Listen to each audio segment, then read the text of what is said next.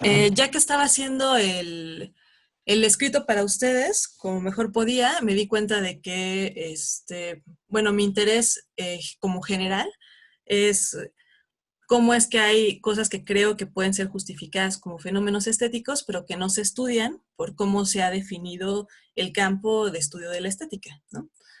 Pero marqué estos que pongo en realidad al final de mi texto, como los objetivos, porque ya al final dije, creo que esos son los objetivos.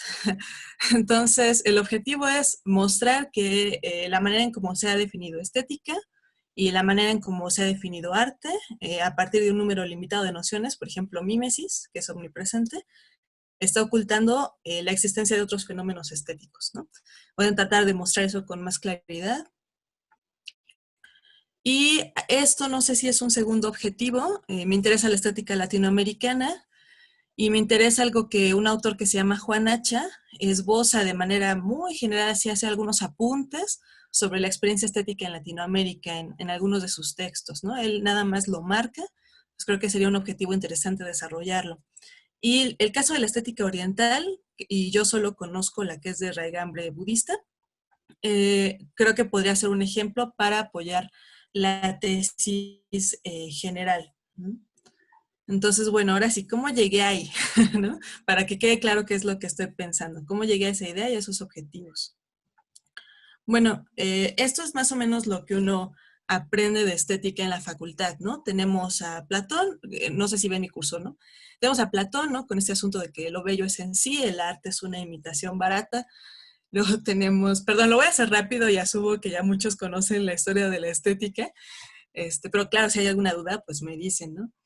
Luego tenemos a Aristóteles con el asunto de la mimesis, que es una imitación, pero no es una imitación en el sentido de algo falso como Platón, sino de lo esencial, ¿no? Algo así como tomar el perfume de la realidad y luego ponerlo en el arte, ¿no? Luego tenemos algo que es prácticamente desconocido, que es como el periodo posterior, que son los neoplatónicos, otros autores, por supuesto, que no estoy metiendo, ¿no? Los pitagóricos, la Edad Media, ¿no? Que incluye aquí igual, hay muchos más autores, pero con estos dos como ejemplo de por qué eso es importante, ahorita regreso a ellos, San Agustín y Boecio. Y luego tenemos a Baumgarten, que como sabemos es el que nombra realmente el campo de estudio, y dice que la estética es el estudio del conocimiento sensible, ¿no? A este sí es sensación. Luego tenemos a Kant, que el trabajo de lo bello y lo sublime que todos conocemos, hasta la náusea. Y luego tenemos la crítica del juicio, donde Kant pensaba que el juicio era el término medio entre epistemología y ética en realidad, ¿no? Entre la facultad de conocer y la facultad de desear. Y luego tenemos a Hegel, ¿no? Me interesa marcar ahí que cuando Hegel dice, bueno, sí, todo esto anterior, que es como la relación entre el conocimiento, entre la epistemología y la estética, ¿no? Como sensación, dice Hegel, eso en realidad no es tan relevante porque hay muchas cosas que percibimos estéticamente, que experimentamos, pero que todavía no son creaciones conscientes del espíritu. Entonces, teniendo eso en cuenta y teniendo en cuenta lo que a él le interesaba, él cree que el arte es muy superior porque es una creación consciente, ¿no? Y es una manera en que el espíritu se muestra. A partir de Hegel, lo que más ha estado de moda estudiar en estética es el arte, ¿no? Entonces ahí tenemos ya todas las discusiones modernas y luego contemporáneas sobre qué cosa es el arte, cómo se define, qué criterios tiene, ¿no? El arte contemporáneo que ha creado muchos problemas al respecto, y por ejemplo un autor importante que tenemos ahí es Danton, ¿no? Entonces, esa es como una línea que es más o menos a la que todos estamos acostumbrados. Ahora, me gustaría mostrarles esta.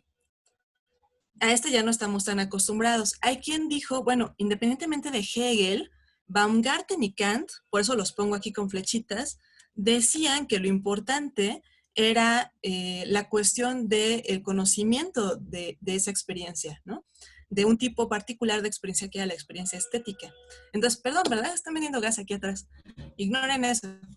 Bueno, entonces, eh, como estos autores dicen, bueno, eso es lo que realmente define a la estética, se preocupan más bien por la experiencia estética como tal, ¿no?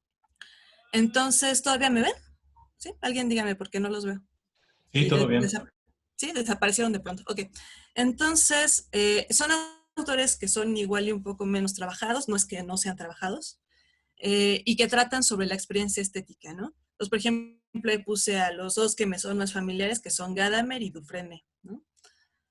Y luego tenemos otra cosa que también se desprende del estudio histórico de esto, ¿no? Algunas artes se han trabajado más que otras en la teoría y tiene una razón de cómo se desarrolló nuestra teoría misma, ¿no? Entonces, les pongo las flechitas en Platón, Aristóteles y los neoplatónicos y la Edad Media, porque ellos determinaron un poco que después lo más trabajado haya sido literatura y artes visuales, ¿no? Y eso, pues, dentro de ciertos límites. Entonces, ¿qué es lo que ha pasado? Que la literatura se ha trabajado muchísimo, ¿no? Sobre todo desde la mímesis. La poesía ya resultaba un poco más difícil trabajarlo desde la mímesis, pero por ejemplo Riquet tiene un trabajo sobre ello, ¿no? Entonces eso está muy bien cubierto, digamos, ¿no? Hay mucho ahí. Luego tenemos en las artes visuales igual, desde la imitación muchísimo, ¿no? Cuando a los artistas empiezan a separarse de ese paradigma de la imitación y es necesario hacer otro tipo de teoría, pues empiezan a surgir otros criterios como expresión, por ejemplo, ¿no? En Renacimiento o en el Romanticismo y muchos otros, ¿no? Y luego cuando se empiezan a separar todavía más, surge la discusión sobre qué criterios son necesarios para ser considerado arte. La música, aunque siempre ha sido considerada un arte, empieza a ser más olvidada, en parte porque en la Edad Media hay una discusión sobre qué es lo valioso en la música, ¿no? Por ejemplo, San Agustín habla de por qué es que la música sí puede ser permitida a pesar de que es placentera, y dice que es porque es una revelación de la belleza divina.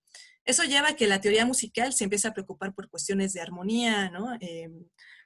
Y de belleza en ese sentido, y después en el Renacimiento y con los enciclopedistas por cómo mueve las afecciones, pero empieza a haber una separación entre lo que el músico real hace y lo que la teoría estética de la música dice. Entonces ahí resulta incompleta, ¿no? Al rato va a ser interesante ver qué dice Emiliano al respecto, ¿no? Que sabe muchísimo más que yo de esto. Bueno, y después están danza y teatro, que prácticamente quedan olvidadas, ¿no? Un poco porque la Edad Media las ubica como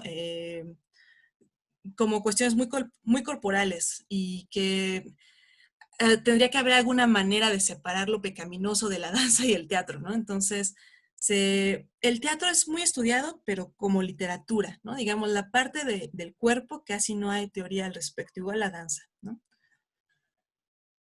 Entonces, ¿qué es lo que creo que ha pasado? Creo que hay un campo grande, que es el campo azul, que es la experiencia estética, ¿no? El campo de estudio de la experiencia estética, ¿no? Su estudio como sensación y su relación con la epistemología. Ese es el campo original, me parece, ¿no? Ahora, dentro de ese campo, ya no lo marqué con otro color, pero dentro de ese campo lo que se privilegia es el estudio de la experiencia estética del espectador, ¿no? Es como lo que se piensa que es. Pero pensamos que es la experiencia estética en general, ¿vale? Y dado que se privilegia el estudio de la experiencia estética del espectador, se ha puesto de moda últimamente hacer estudios de neuroestética, que son muy bonitos, muy interesantes, pero que están pensados desde ahí, ¿no? Luego, tenemos un circulito marrón, que es, dentro de todo ese campo, privilegiamos el arte, ¿no? En nuestros estudios. Entonces, tenemos una definición estricta de arte de acuerdo a ciertos criterios, que suele tener un origen histórico, cultural o hasta político, y que a los artistas la verdad es que no les suele importar mucho. Los artistas siguen haciendo arte y se suelen salir de esa definición todo el tiempo, desde hace mucho tiempo. Luego tenemos un circulito amarillito. De todo ese arte nosotros privilegiamos la literatura y las artes visuales, ¿no? Y ni siquiera todas las artes visuales o toda la literatura. Entonces no es que haya trabajo, hay mucho, pero enfocado a unas áreas.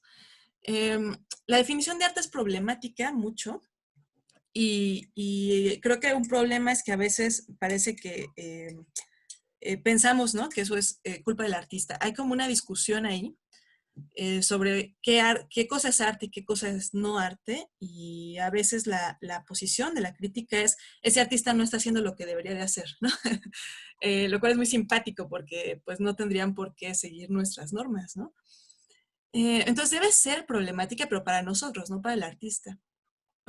Que no, porque nosotros seríamos quienes tendríamos que empezar por describir, ya no digamos explicar ese fenómeno, ¿no? Pero bueno, incluso si aceptamos cualquier definición de arte y aceptamos que entran ahí obviamente literaturas y artes visuales, pues los artistas a menudo no caen en nuestras categorías, ¿no? Se necesitan otros criterios. Y les puse ahí este ejemplo de Duchamp, que es clásico, ¿no? De cuando el arte empezó a salirse del huacal.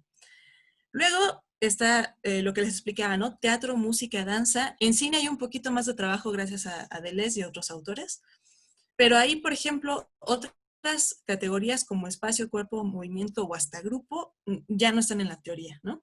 Les ponía en el texto el ejemplo de Mary Wigman, que es una bailarina que escribe un libro sobre el lenguaje de la danza, que desde el punto de vista filosófico nos puede parecer poco riguroso, pero que muestra esa necesidad que tiene el artista de hacer una teoría donde no la hay, ¿no? Y explicar lo que está tratando de hacer. Después ya está lo que queda afuera, ¿no? Por ejemplo, pone el ejemplo de la artesanía, no cumple con algunos criterios, ¿no? Por ejemplo, el criterio de originalidad que se suele llamar o invocar para definir el arte, entonces no se mete, ¿no? Ahí hay una discusión. Y hay otros tipos de artes, por ejemplo, el budismo zen, que la pintura, ¿no? Del budismo zen, que se suele explicar con las categorías que tenemos, ¿no? Por ejemplo, lo bello o la totalidad o la armonía, pero para ellos es completamente ajeno. Incluso en los trabajos que hay como originales, digamos, de gente que trabaja el budismo zen desde sus propios países donde eso es común para ellos, dicen algo así como, bueno, sí, sí es bello y sí quizá hay una aspiración de totalidad y tal, pero no era eso lo que queríamos hacer, ¿no? Entonces eso resulta interesante porque parece que nuestra definición de arte occidental, esta, ya no sirve cuando la intentamos trasladar para acá, ¿no? Entonces algo ahí está fallando con la definición, no con el arte. Y aquí también, ¿no? Aquí ya no sirve. Eh, y bueno, algunas cosas quedan fuera definitivamente, ¿no? El carnaval lo menciona Bakhtin, ¿no? Mikhail Bakhtin, pero lo menciona en un contexto literario, ¿no? Que es lo que trabaja Bakhtin. Entonces es interesante porque el carnaval, por ejemplo, lo que se dice es que es una expresión popular, ¿no? O que es una expresión cultural, pero nunca se le menciona, o que tiene elementos que sí son arte. Por ejemplo, bueno, el vestuario quizá, ¿no? O los elementos de teatro, pero no se lo piensa como un fenómeno en sí mismo, ¿no? Eh, Tenemos otros fenómenos que tienen que ver con, igual, con cuerpo, movimiento, espacio y con aspectos rituales y grupales que ya no se mencionan, ¿no? Hacha los menciona muy de pasada como algo que valdría la pena estudiar, ¿no? Eh, lo menciona como algo en lo que él ve un fenómeno estético, pero por desgracia ya no lo trabaja Juan Hacha. Entonces, Juan Hacha habla de el recorrido como otra posibilidad de estudio, igual que el espacio, que es un poco distinto, y los espacios ocultos, cerrados, ¿no?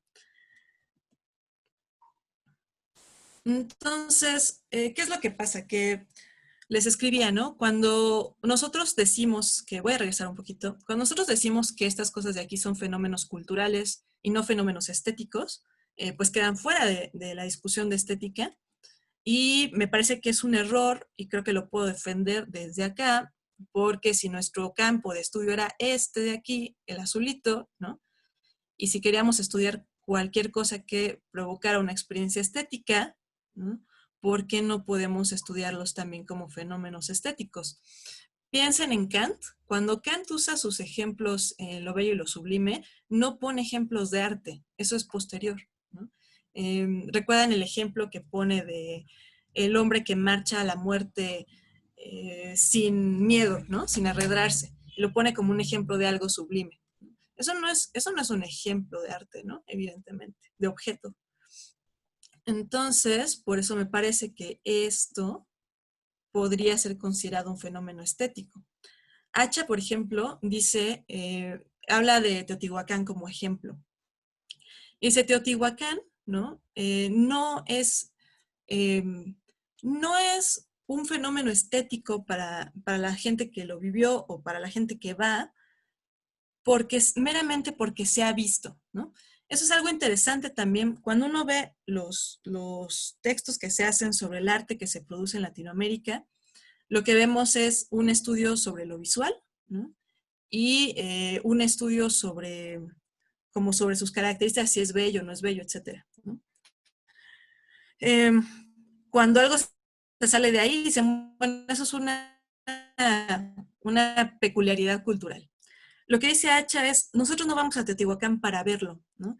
Es un asunto de que vamos en multitud, ¿no? Es un espacio público y que se transita a través de él. Entonces, la experiencia de transitar a través de él, y si, cuando se hacía con fines rituales, pues mucho más, eso es el objeto estético, digamos, ¿no?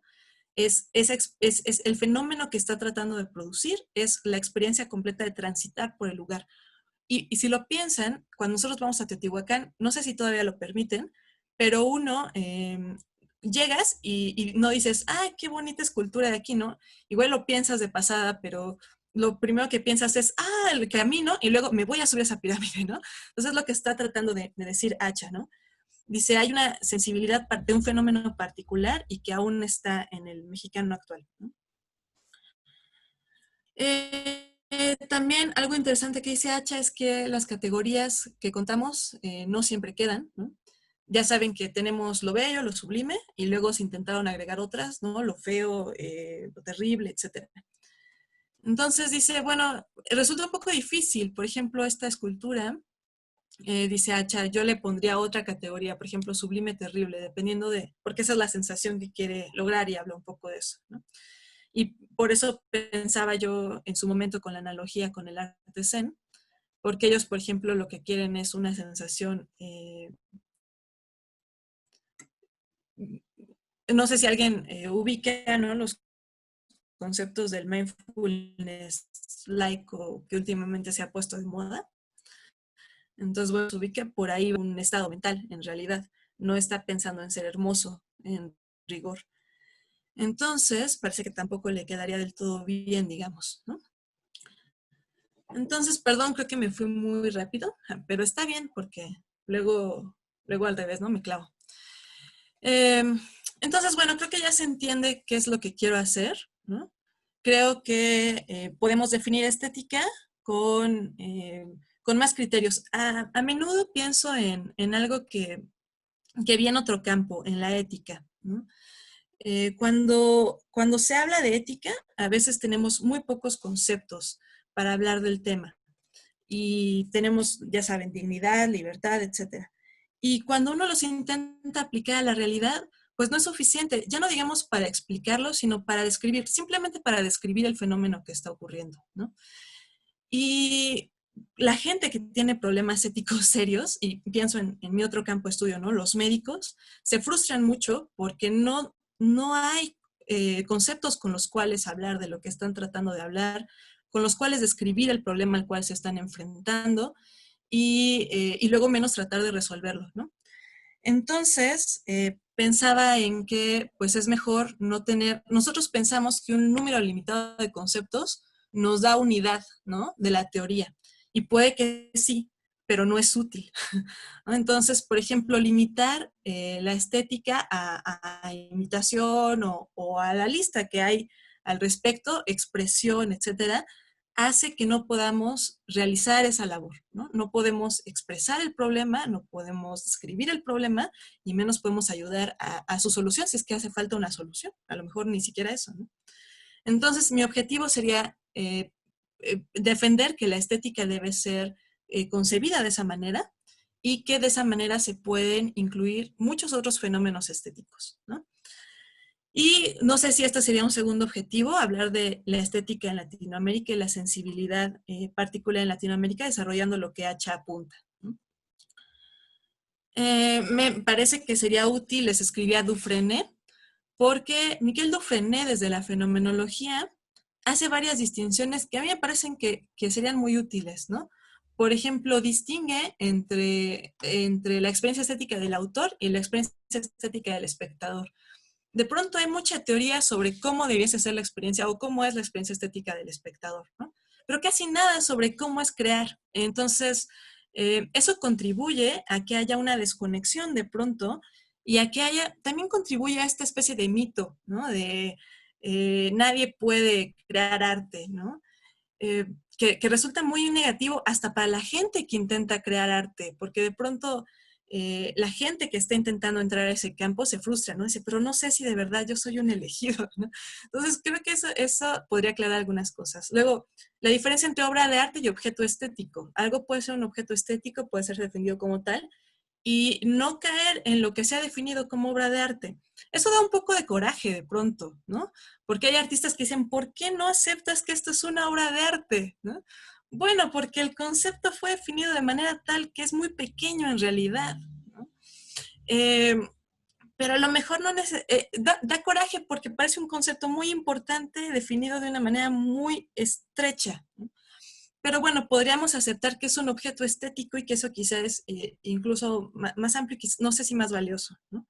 Entonces la obra de arte no agota el campo de los objetos estéticos. Entonces, un objeto estético es objeto de una percepción estética, ¿no?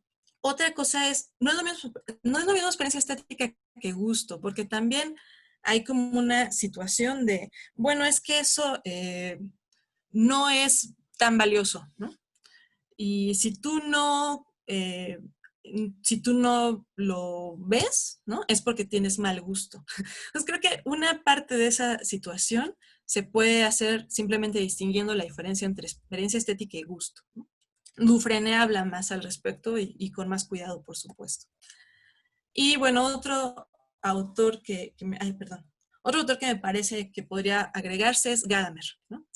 ¿Por qué? Porque hablar de la experiencia del creador acerca al espectador, contrario a lo que se podría pensar. No son cosas separadas, ¿no? La experiencia del creador, dice Gadamer, es un juego, ¿no? Y hay muchas cosas que se pueden decir sobre eso. Entre las que se pueden decir es, la experiencia del creador es un acto libre. Es por eso que a los artistas les importa poco lo que el teórico haga, ¿no? El artista va y crea y luego a veces no checa con la teoría, pero bueno, es que él estaba en un acto muy distinto, no está tratando de acoplarse, obviamente, ¿no? Entonces está jugando y cuando uno lo ve como un juego, no es que está jugando para él, pero después también está jugando para los demás y eso puede ser compartido, ¿no? Y hay muchos artistas que a veces insisten en ello, como la gente que hace instalaciones, ¿no? Y por lo tanto creo que ahí Gadamer podría ser útil, ¿no? Y cuando es compartido, entonces no te separa hablar de la experiencia del creador del arte, sino al revés, ¿no? Pienso en Sánchez Vázquez, que habla, ¿no? De cuando se piensa en arte desde la élite, ¿no? No se piensa, ni siquiera se piensa en todo el arte que se produce, ¿no? Y también pienso en Sánchez Vázquez y en Walter Benjamin, porque dice, la experiencia de hacer arte debiese, obviamente hay quienes tienen mucho más talento, ¿no? Yo tengo dos manos izquierdas, pero podría ser una experiencia mucho más común, digamos, si no hubiera esta especie de separaciones, ¿no? Y finalmente también pienso en ellos, porque cuando se habla de ritual o de grupos o de experiencias conjuntas o de recorrido, etcétera, se suele pensar, ah, bueno, estás hablando como de cultura, ¿no? Como de arte popular, ¿no? Entonces, me viene a la mente esto que decía Sánchez Vázquez, ¿no? Sánchez Vázquez dice, el dilema entre arte verdadero y arte inauténtico o entre arte popular y verdadero es falso, ¿no? Lo que pasa es que ahí hay una razón social, hay un hermetismo de la creación artística, hay a veces hay una separación económica, ¿no? Y hay un alejamiento de los grandes grupos humanos de disfrutar de ese arte, tanto de su percepción como de su hechura, ¿no? Y bueno, ya para acabar, pienso en cosas como esta, ¿no? Por ejemplo, el arte urbano, que a veces es descrito, ¿no? Desde estas categorías de, bueno, si es hermoso, si es bla, bla, bla, o se describe como si fuera una pintura, y a veces olvidamos que, claro, es una pintura, pero esta parte del arte visual no solo es una pintura, o sea, sí es eso, y es una representación mimética y todo eso, Pero además, también está pensado en que todo el mundo lo va a ver. Está pensado en que va a estar en un espacio público, ¿no? Está pensado en que la gente va a recorrerlo, está pensado en un asunto político. Esas dimensiones a veces se pierden, ¿no? Ya no se las considera parte del fenómeno estético, sino parte del fenómeno social. Y creo que sería muy interesante pensar que son parte del fenómeno estético también, ¿no? O sea, que crean un tipo de experiencia peculiar. No, obviamente también están en un fenómeno social, pero además crean un tipo especial de experiencia, ¿no?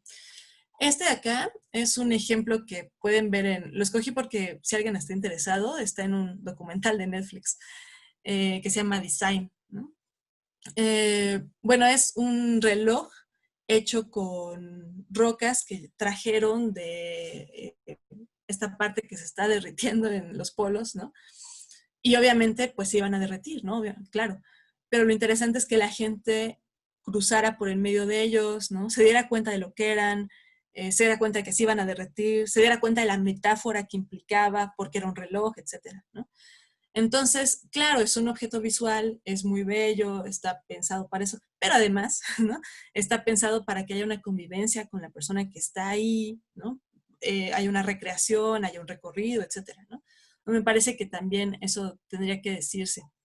Y luego esto que puse acá, ¿no? Que es una peregrinación, me parece que lo que dice Hacha es cierto, ¿no? Que muchas de las cosas que disfrutamos de manera natural en Latinoamérica y que no se han pensado como experiencias estéticas, eh, están en nuestra sensibilidad actual, ¿no? Pienso en la peregrinación, por supuesto, eh, pero pienso en cosas más contemporáneas sobre qué hacemos de manera natural para crear ese tipo de experiencias. Por ejemplo, la gente que se va al Ángel a celebrar cuando gana un partido de fútbol, ¿no? Y entonces es maravilloso porque hay muchísima gente contenta celebrando exactamente lo mismo. A mí no me gusta el fútbol, pero cuando he visto esa experiencia se me hace muy bonito y creo que están creando ellos mismos un espacio de experiencia comunitaria que no solo es social, sino que también es estética, ¿no? Es disfrutable, es una cuestión de inmersión. Entonces creo que eso podría trabajarse ya no solo desde los ejemplos que Hacha pone, sino pues en la actualidad, ¿no? Y me parece que también algunas cosas que hacen los artistas contemporáneos podrían caer en esas categorías, ¿no? Como de crear experiencias más que objetos. Y bueno, pues creo que eso es todo. Gracias. Entonces, adelante, ¿no? Con sus preguntas y comentarios. Yo sé que esto está muy esbozado y pues les agradeceré mucho cualquier cosa que me indiquen.